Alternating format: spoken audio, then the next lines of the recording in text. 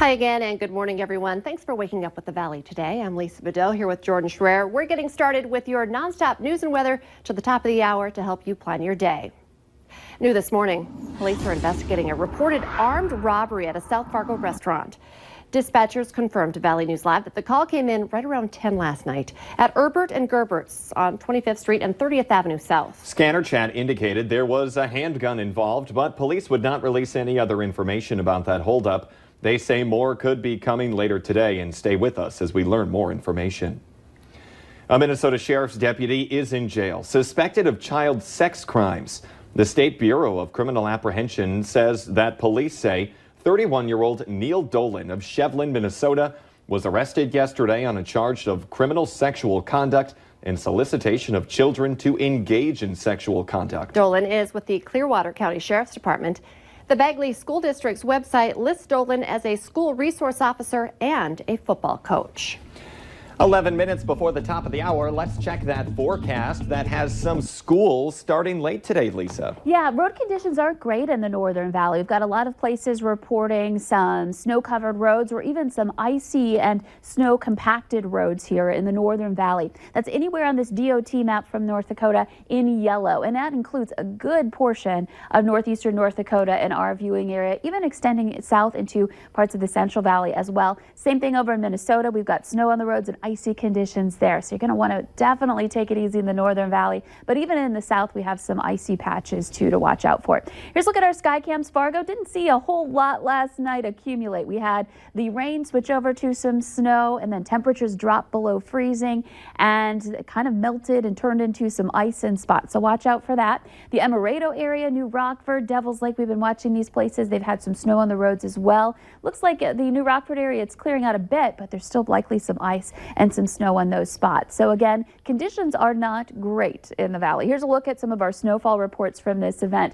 We had anywhere from about 5 to 7 inches of snow reported for our highest amounts in the Northern Valley in places like Devil's Lake and Petersburg and back over to Lakota. In Edinburgh, that was our highest report in the valley. We had close to 8 inches of snow.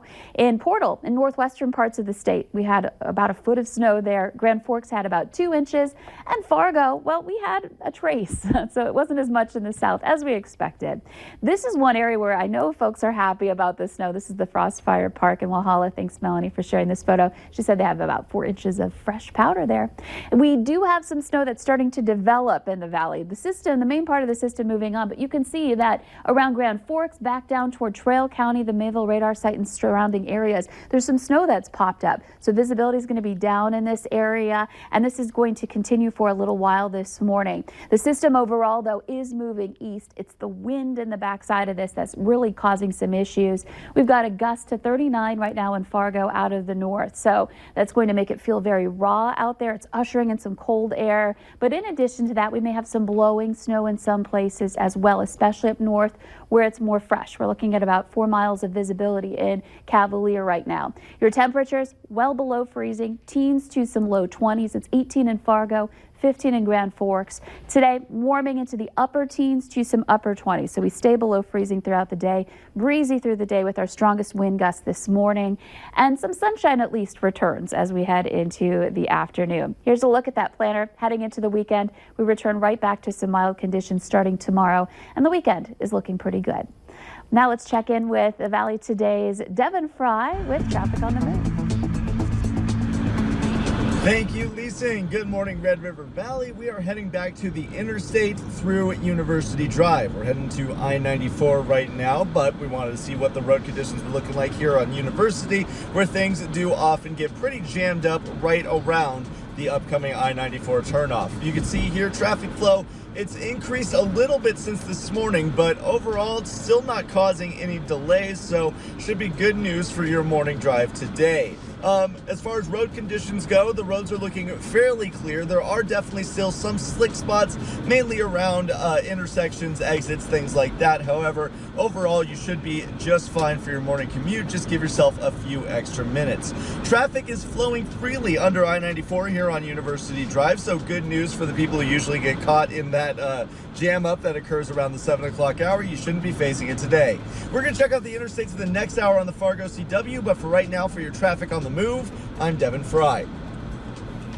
A Minnesota school district is taking steps to prevent tragedies in their region. Stephen Argyle wants to be proactive instead of reactive when it comes to school shootings and hopes the national speaker has some of the answers. Phil Chalmers says there are warning signs and things that can be done to prevent these tragedies from happening in our communities and schools. He says he hopes people take two things from his discussion. Killers don't look like killers. They can be anyone. And parents need to be more involved in their kids' lives. School Superintendent Chris Mills challenges parents, students, and community members to continue on after this presentation to focus on being proactive and paying attention to mental health. When we think about safety and security, we automatically think about locked doors and we think about lockdown procedures and those types of things. And I think we really got to focus more on our own kids and where their mental health is, where their wellness is across the board. To hear more about that presentation, we have a link on our website. Just go to valleynewslive.com and click on this story. Law enforcement agencies in Fargo-Moorhead are seeing a rise in mental health-related calls. In Moorhead alone, the numbers have about doubled in the past 3 years. A mobile mental health crisis team in Moorhead works with police, and they average about 250 mental health calls a month. Many are about depression and anxiety, but they are getting a lot more involving hallucinations and delusions. Now, if you're experiencing a mental health crisis, you can start helping yourself by going for a walk, maybe listening to music, reading a book, or calling a friend, or of course, you can talk to a doctor or certified therapist. The FBI is offering a $10,000 reward for information in the death of Olivia Lone Bear on the Fort Berthold Reservation in North Dakota. Lone Bear went missing on October 27, 2017. Her remains were found in a truck in Lake Sakakawea in July of 2018. Court documents that were just unsealed say Lone Bear's body was found strapped into the passenger side of the vehicle with a seatbelt around her waist. The cause of death was ruled undetermined. A bill in Congress that's named for Fargo murder victim Savannah Graywind has moved to the Senate floor. Savannah's Act aims to improve reporting and response to missing and murdered Native Americans. It would require the Departments of Justice and the Interior to collaborate with Indian tribes to develop law enforcement guidelines on such cases. A semi is totaled after a fast-moving fire in West Fargo. It happened right across from West Fargo Public Works on the north side. Crews found the Kenworth tractor in flames, and it was right next to other semis and a shed. There was light damage to the semi behind the Kenworth. Luckily, no one was hurt. In our schemes and ripoffs this morning, a local brewery reached out to our whistleblower hotline to say a text scam is trying to take advantage of their recent national recognition. Fargo Brewing Company says after their labels with adoptable pups from For Love of Dogs went viral, scammers pretended to be them. They claim if you order a dog decal and fill out your bank information, you'll get $500 a week from the brewery. It's just kind of gross and frustrating and hurtful that you're trying to do good in the world, in the community, and there's somebody there to take advantage of it. Hill says that any kind of promotion they run can easily be found on their website and social media pages. It's time to start checking things off that Christmas list, and West Acres Mall can help you do that this weekend. The Valley Today's Abby Furchner joins us live with more on the event happening while you're shopping for Christmas. Good morning, Abby. Good morning, Jordan and Lisa. I'm here with Nikki with West Acres Mall. And then, of course, we have a special guest appearance this morning. Santa is sitting next to me. But Santa, I'll get to you in just 1 second because, of course, I have some questions for you. But Nikki, I want to talk about It's a Wonderful Night this Sunday. If this is people's first time coming out, what can they kind of expect with this event? Yeah, so It's a Wonderful Night. It's our after-hours community shopping event. So you're going to be here from Sunday to 6 to 9 p.m. And we have so many festive things going on this year. So not only do we have our typical holiday performances, our stores have sales, we have door prizes, but we also have a ton of unique features. We have some really great photo opportunities, awesome ways to give back to the community. We also have different organizations out here like Love Always Floral that is doing DIY take bouquets, and so many fun things. So if you're looking for something to do on Sunday night, it's a great cause and a fun way to kick off the holiday season. Because I know those proceeds from the tickets, they all go back into the community. So this really is a community event. It is.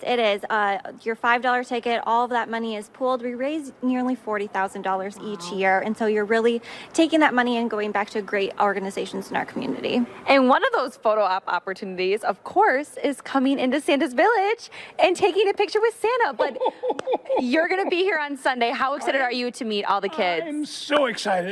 It's always one of the highlights of my season to come down and all the kids are there and we take pictures and I find out what they want for Christmas and it's and Mrs. Claus will be here. So you know, she's bringing my hat. She's got to be here to keep you in line. I don't know that that's possible. But you're going to want to come out 6 to 9 on Sunday. There's going to be so much going on. It's going to be so much fun. I even heard there's a cocoa bar. So if that doesn't get you here, I don't know what will. But you're going to want to come out, like I said, 6 to 9 on Sunday. We'll have all the event details up on valleynewslive.com. Sounds great. Thank you, Abby. And tell Santa hi for me, too. Let's get our answer now to our question of the morning on Facebook. According to a new study, doing this for 11 minutes a day can have therapeutic benefits. The answer is listening to music, maybe Christmas music today. Remember, you can take part every day. And we got some snow to talk about. Yeah, looking like Christmas out there. We got an image up from a DOT plow. I don't know if we can bring it up. There it is. Oh, wow. This is East Grand Forks. It looks like that in the Northern Valley. Be careful. All right, stay safe out there. We're coming up next on the Fargo CW.